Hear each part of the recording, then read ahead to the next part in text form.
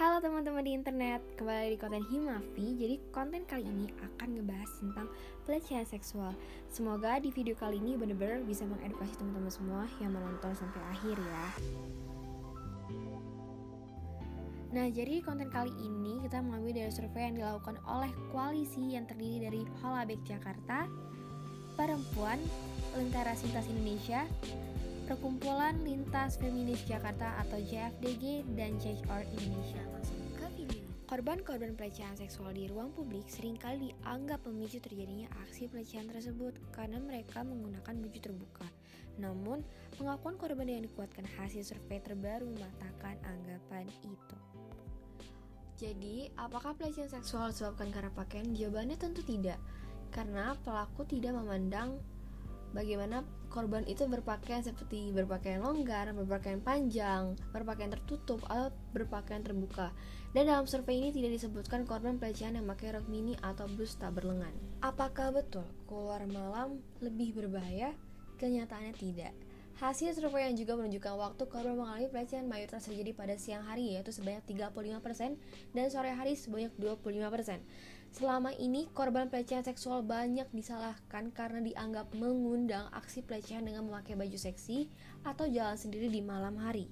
Nah, jadi bentuk-bentuk pelecehan seksual itu ada 3. Yang pertama tuh secara verbal, yaitu seperti komentar atas tubuh, siulan, komentar rasis atau seksisme. Yang kedua tuh secara visual, yaitu seperti main mata, geser vulgar, dipertontonkan masturbasi atau kelamin. Dan yang ketiga itu secara fisik, itu seperti disentuh, dihadang, diintip, dan difoto. Nah, terungkap pula bahwa pelecehan seksual tidak selalu dialami oleh perempuan, namun juga laki-laki. Karena itu, isu mengenai pelecehan seksual di ruang publik ini tidak hanya menjadi kepedulian perempuan, tapi juga laki-laki. Ini kata 62.000 orang tentang pelecehan seksual di ruang publik. 3 dari 5 perempuan pernah mengalami pelecehan seksual di ruang publik. 1 dari 10 laki-laki pernah mengalami pelecehan seksual di ruang publik. Nah, bahkan 1 dari 2 korban pelecehan seksual mengalaminya saat di bawah umur loh.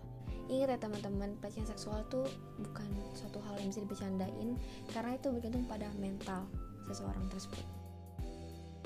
Nah, jadi apa sih dampak pelecehan seksual tuh? Jadi seseorang tuh bisa jadi mudah marah, bisa mengalami mimpi buruk, ketakutan, rasa malu, shock, bahkan sampai depresi. Nah, sekarang kita akan berbicara tentang upaya untuk menghindari pelecehan seksual.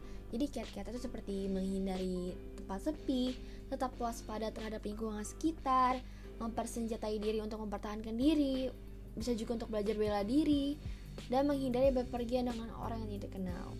Nah, jadi Mafi itu punya lo tipsnya. Jadi salah satu rekan saya akan memperagakan bela diri Pancasila. Jadi dimohon simak baik-baik, dan daripada lama, lanjut aja ke videonya berikut ini.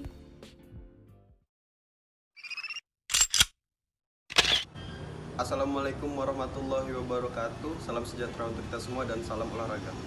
Pada pertemuan kali ini saya akan mempraktekkan beberapa gerakan dalam pencak silat. Untuk gerakan yang pertama yaitu sikap siap. Posisi tangan kita berada di samping dan posisi kaki lurus ke depan. Dan lanjut untuk gerakan yang kedua yaitu sikap kuda-kuda. Dan yang ketiga yaitu sikap pasang. Ada 2 jenis sikap pasang. Sikap pasang yang pertama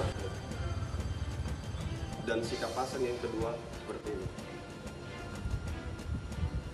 Berlanjut ke pukulan ya. Untuk mempelajari pukulan, yang pertama kita harus lakukan adalah melakukan sikap kuda-kuda seperti ini. Pukulan yang pertama yaitu pukulan depan.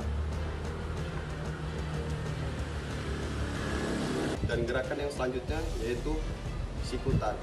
Untuk mempelajari sikutan, yang pertama kita lakukan yaitu sikap kuda.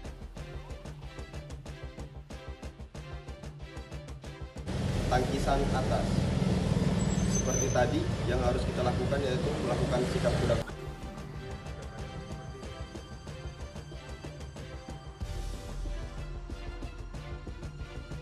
Kita akan mempelajari mengenai tendangan.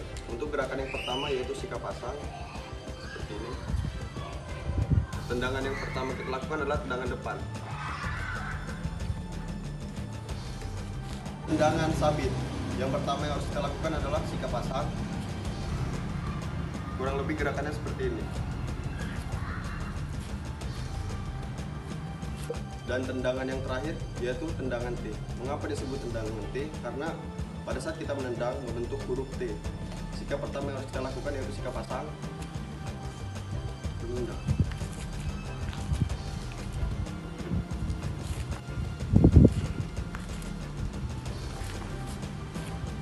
Yaitu gerakan pada saat terdesak atau apabila dibekap dari belakang maupun dari depan.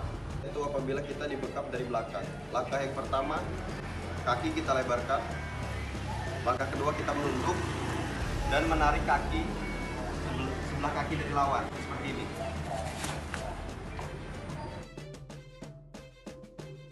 Untuk gerakan selanjutnya yaitu gerakan apabila dicekik atau dibekap dari depan. Gerakan apabila kita dicekik dari depan. Yang kedua, yang pertama yang kita lakukan yaitu mengambil sebelah tangan dari pelaku, kita putar sedikit, lalu posisi tangan dari pelaku kita sedikit pelintir ke sebelah kanan maupun kiri dan sedikit menekan bagian ketiaknya. Apabila dalam posisi seperti ini, yang harus kita lakukan yaitu bisa memukul bagian ulu hati dari orang tersebut atau bisa juga lakukan sedikit tendangan. Demikianlah gerakan-gerakan dasar bela diri dan pengembangannya. Sekian dari saya, kurang lebihnya mohon maaf. Wassalamualaikum warahmatullahi wabarakatuh. Salam olahraga dan salam sejahtera untuk kita semua.